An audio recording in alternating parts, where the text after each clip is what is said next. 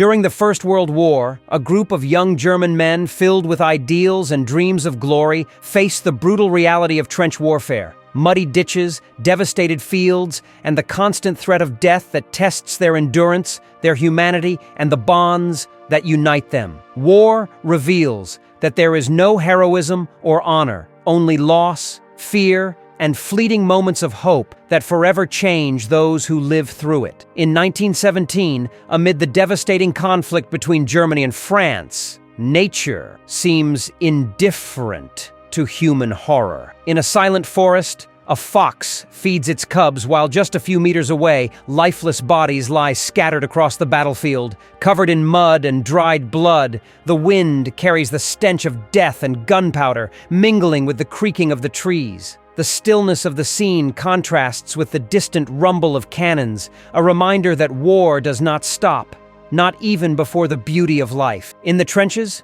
a group of young German soldiers receives the order to charge against the French. Many fall the moment they begin to run, victims of their inexperience and the enemy fire. When the smoke clears, the bodies are collected, stripped of their uniforms, and sent to the rear, where women clean, patch, and fold them, preparing them for new recruits. In this world, death is recycled. 3 years later, in Germany, a 17-year-old named Paul Bäumer enlists in the army, along with his school friends, Albert Kropp, Franz Müller, and Ludwig Behm, all excited by promises of honor and patriotism. In their classrooms, their teacher inspires them with speeches filled with nationalistic fervor, speaking of bravery, glory, and duty. They have no idea that they will soon meet the cruelest face of humanity. Paul's mother, frightened, tries to stop him from going, but convinced by Franz, he forges her signature on the permission letter. Between laughter and excitement, the young men say goodbye to their homes, believing they will return as heroes. Paul proudly receives his uniform,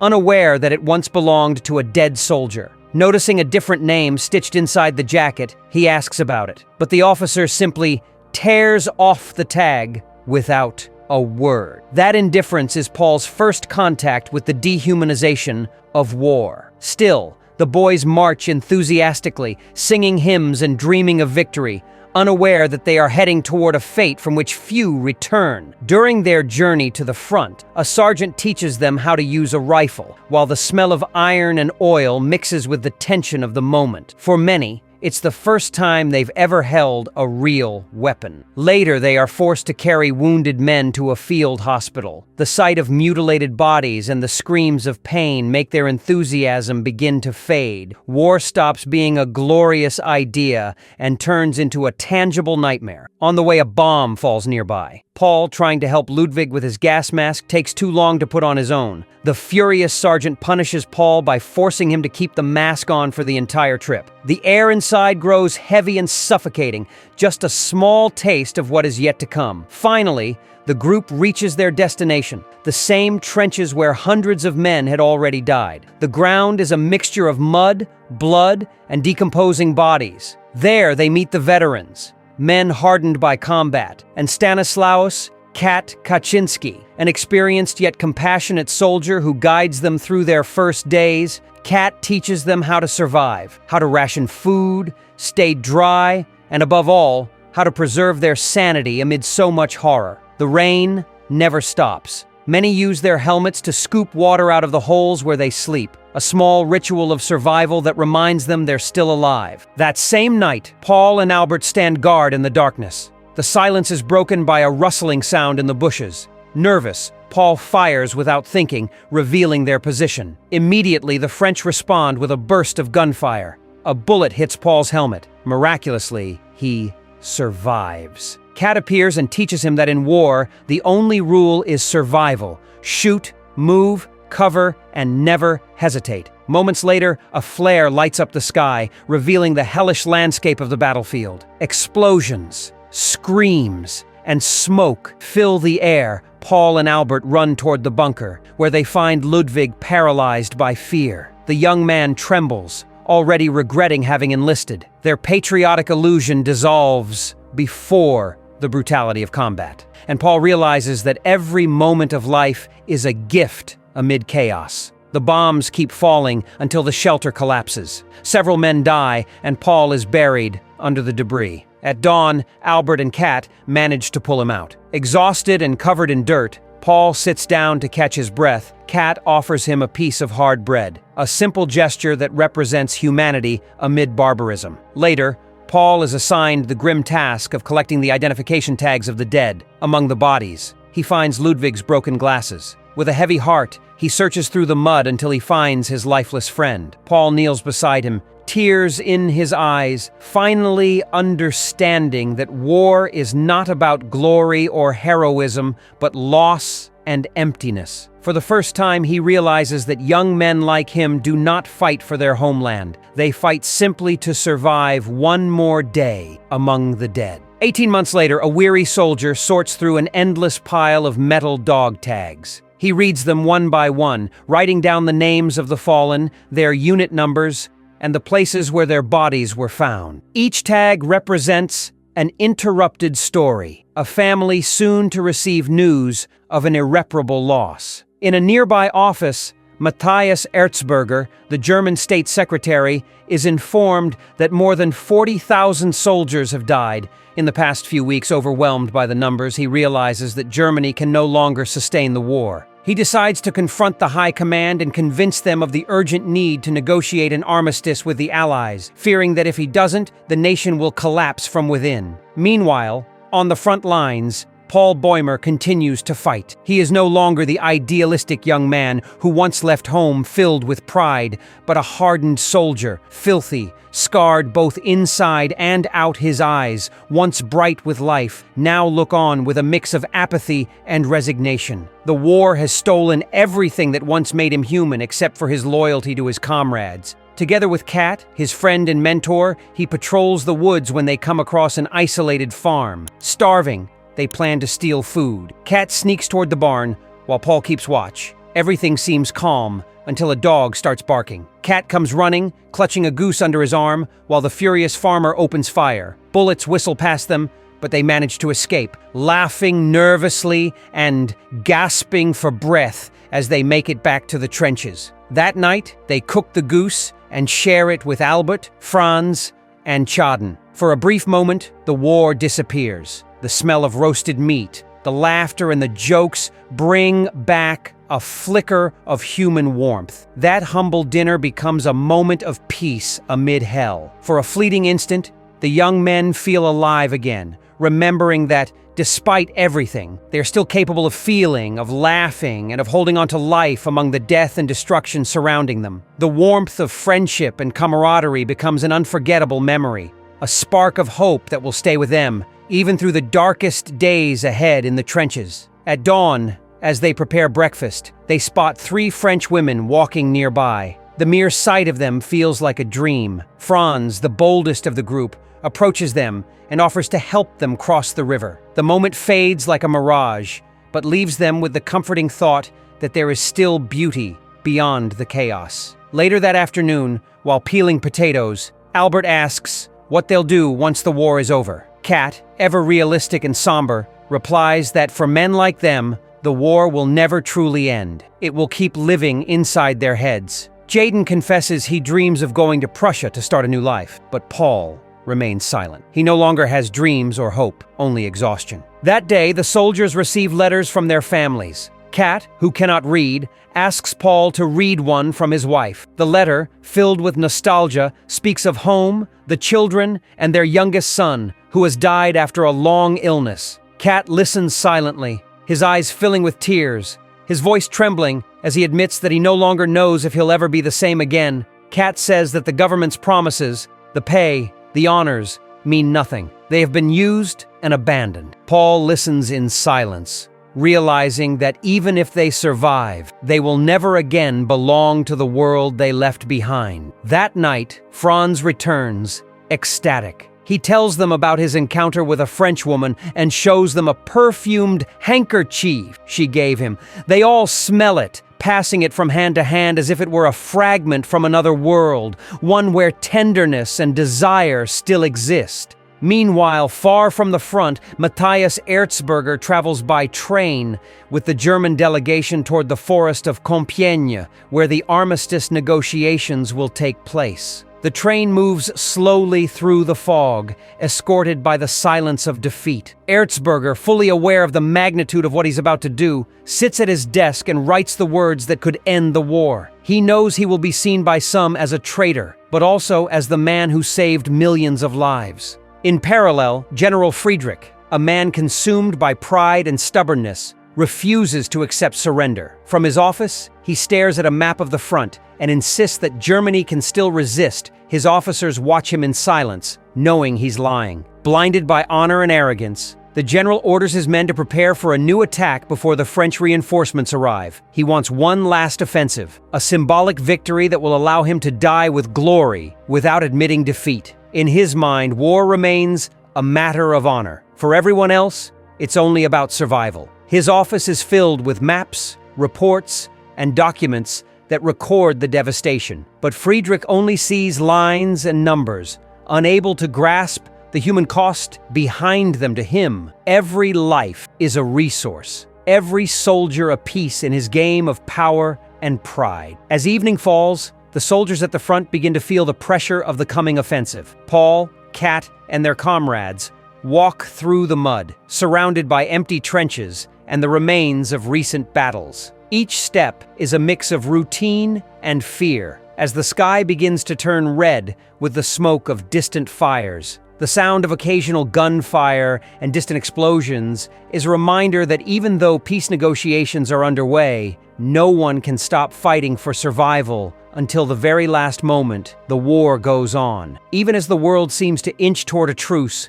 the men exchange silent glances, knowing that hope is fragile. That night, the German delegation led by Matthias Erzberger arrives in the forest of Compiègne, surrounded by fog and the freezing winter air. Every step on the dry leaves crunches loudly in the heavy silence. Meanwhile, Paul's regiment is sent to the front. They are ordered to prepare for a decisive assault against the French positions. The soldiers march in line, their breathing shallow from exhaustion and fear, as the distant flashes of the battlefield mark the rhythm of explosions, and death draws closer with every heartbeat. In the trenches, the atmosphere is tense. The men look at one another, understanding that many will not return. Albert, with a melancholy expression, kisses a photo of a model he found and whispers, "I'll be right back," trying to hold on to a shred of humanity amid so much horror. Hours later, the German delegates meet their French counterparts. Erzberger pleads for a ceasefire, reminding them of the enormous losses suffered in recent weeks and the moral exhaustion on both sides.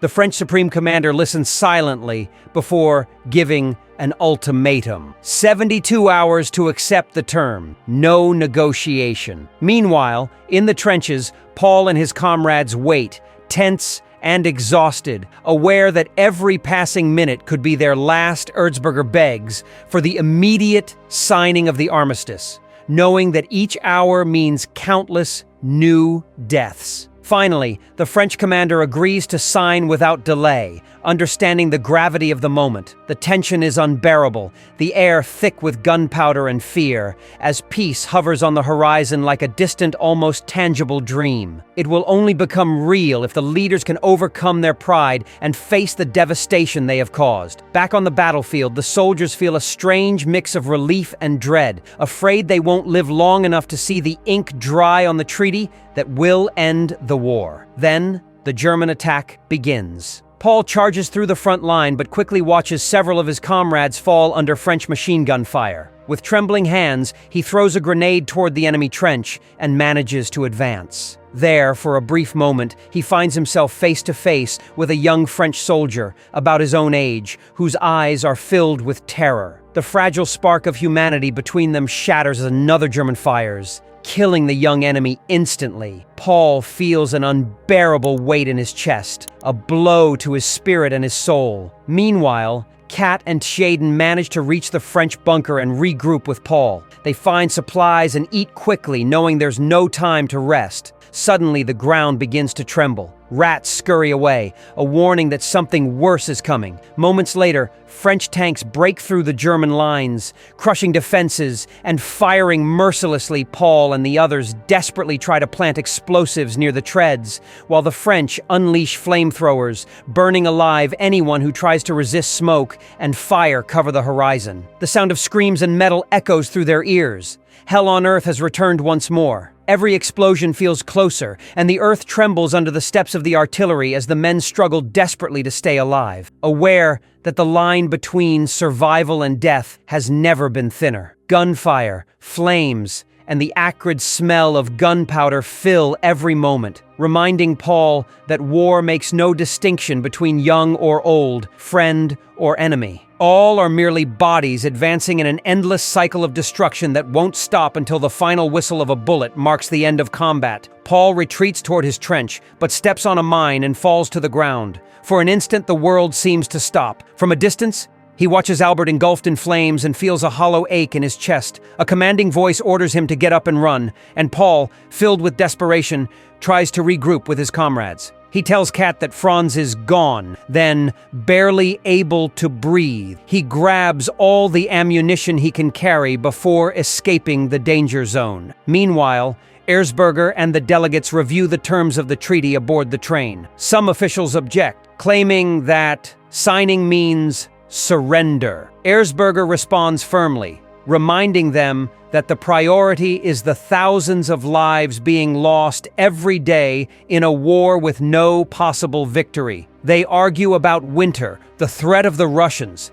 and national honor. Erzberger recalls the death of his own son and insists that nothing makes sense if the bloodshed does not end. Finally, he orders copies of the treaty to be made and sent to the government to secure the signature. Back at the front, Paul crawls into a crater for shelter, only to find a French soldier a few meters away. Panic takes over him, but a German soldier appears and shoots, neutralizing the threat. Taking advantage of the moment, Paul repeatedly stabs the fallen enemy. Then guilt consumes him. Crying and trembling, he begs the dying man for forgiveness and tries to help, but the soldier dies slowly. Among his belongings, Paul finds a photograph of the man's family, a brutal reminder of what each soldier was truly fighting for. With tears in his eyes, he promises that if he survives, he will try to protect his own loved ones, even as the war rages mercilessly around him. As night falls, the battlefield becomes a wasteland of corpses and smoke. Every shadow turns into a potential threat. Paul moves cautiously, each step deliberate, feeling the weight of loss and brutality around him. The cold seeps into his bones. Loneliness presses on his chest, yet he keeps moving forward, driven by the instinct to survive and the memory of his fallen friends. War, in its rawest form, has transformed all the young men who once departed with ideals, reminding them that humanity is now measured in fleeting moments of life stolen from the chaos of death. That night, while soldiers suffer, General Friedrich dines with Commander von Brixdorf. Their conversation reveals Friedrich's stubbornness. His fixed gaze and stern voice make it clear that he has no intention of returning to civilian life and will do everything possible to remain a soldier, clinging to a pride that no longer holds any meaning. The night feels heavy, thick with irony. While men die in the trenches, he plans how to preserve the honor of an exhausted nation. Hours later, Erzberger receives direct orders from the field marshal to accept the Allied terms. He knows that every passing minute means more lives lost, but also understands that the decision will save thousands if acted upon immediately. Elsewhere, Paul returns to base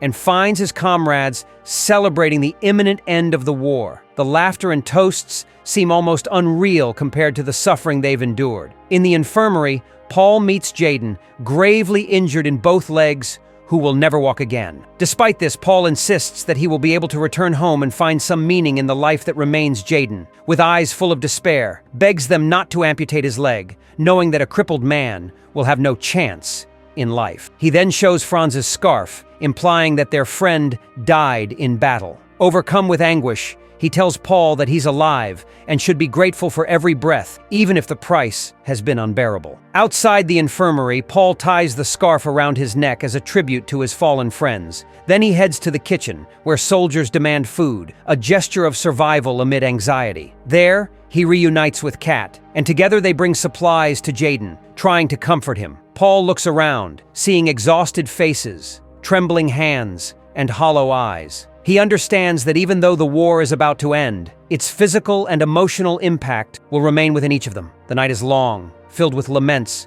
memories, and the echo of distant gunfire, reminding him that the freedom they seek is still stained by the bloodshed and the price paid just to stay alive. In a whisper, Paul promises himself to honor the memory of every fallen friend, keeping alive the hope of someday rebuilding a future that now seems impossible. Back with Jaden, his face brightens when he sees Kat, but the relief isn't enough. The pain of being crippled is overwhelming. Feeling that his life is over, Jaden takes his own life with a fork. Kat and Paul try desperately to save him, but time is not on their side. Jaden dies from blood loss, leaving behind a heavy silence, a brutal reminder that war takes everything, even hope. Later, Paul talks with Kat. He confesses that his mother always wanted him to learn French and play the piano, assuring him that war was not meant for him, but he wanted to prove her wrong. Now guilt and regret flood his heart. He deeply mourns the deaths of his friends. Kat, with a firm and morally grounded voice, tells him that their friends are finally at peace, and that those who still breathe must learn to value their survival. That lesson echoes deeply within Paul, though the pain remains, a weight that will follow him for the rest of his life. Meanwhile, Erzberger meets with the French delegates and assures them that his government will fully comply with the conditions he and the two other German delegates signed the armistice agreement set to take effect the next day, November 11th at 11 a.m. The French delegation officially proclaims the end of the war. In the early hours of dawn, the news reaches Friedrich. Furious, he plans one final attack to reclaim what he believes is Germany's honor, refusing to accept that peace is now irreversible. Hours later, Paul wakes up and sees Kat staring out the window. Kat tells him that it's the quietest day he's lived in 4 years. He hasn't heard a single gunshot or explosion. They decide to celebrate peace by stealing from the farm once more. As they walk, Kat confesses he can't wait to return home and embrace his wife. When they arrive, Paul quietly sneaks into the barn while Kat keeps watch. He finds a few duck eggs and slips them into his pocket, but a boy spots him and calls for his father. The farmer fires his gun, but both manage to escape unharmed. Once safe, they crack the eggs and eat them together. As Kat walks away, the farmer's son appears again, aiming his rifle. Paul hears a gunshot and rushes toward Kat, finding him wounded in the stomach. Desperately, Paul lifts him up and searches for help among the soldiers who are celebrating. No one stops. Finally, in the infirmary, a man tells Paul that Kat has died from copper poisoning. Paul collapses, realizing that he has lost all his friends and that the war, though officially over, has taken everything from him: his youth, his innocence, and his hope for a peaceful future. Later, all the soldiers gather in the courtyard. General Friedrich informs them that they will soon return home. However, Friedrich, still obsessed with victory, decides to launch one last attack at 10:45 a.m., only 15 minutes before the ceasefire, to capture more territory. The soldiers, exhausted and emotionally broken, reluctantly return to the battlefield, fully aware that any further effort is meaningless. The air is thick with smoke, gunpowder, and a tense silence broken only by footsteps and the sobs of men who have lost all hope. The assault begins. Paul fights relentlessly, taking down as many French soldiers as he can. He pushes forward with determination, but the ground is littered with bodies, barbed wire, and deep craters. Every step he takes is a reminder of the true cost of war. He helps a young German recruit who falls to the ground, and together they run toward the French trenches, dodging bullets and explosions. Amid the chaos, Paul becomes the target of a French soldier. They struggle violently. Paul falls face first into the muddy ground, consumed by the same desperation that has defined his years at war. The French soldier presses his face into the dirt, trying to suffocate him. With a final burst of strength, Paul grabs a rock and strikes him, knocking him out. Dragging himself into a ruined bunker, Paul and the soldier stare at each other, both waiting for the clock to strike 11, fully aware that the war is about to end. At that exact moment, A second French soldier bursts in and fatally stabs Paul in the back, piercing his heart. His cries mix with the sound of the final gunfire. Seconds later, the war officially ends. Commanders shout for a ceasefire as a strange silence falls over the battlefield, broken only by the weeping of survivors and the crunch of earth beneath countless corpses. With his last strength, Paul drags himself toward the trenches, looking over the bodies and ruins as a mix of liberation and tragedy fills his mind. Shortly after, the young German recruit whom Paul had saved is assigned to collect identification tags. When he finds Paul's lifeless body, covered in mud and exhaustion, he places Franz's scarf around his neck as a tribute. However, he does not take Paul's tag, leaving his death unrecorded. At that moment, the front seems frozen. For 4 long years, it barely moved, and the world paid an unimaginable price. 3 million soldiers dead in the trenches, and 17 million in total during the First World War. Paul's death symbolizes the utter futility of a conflict that devoured entire generations, as the fragile, belated hope for peace begins to rise over a devastated continent.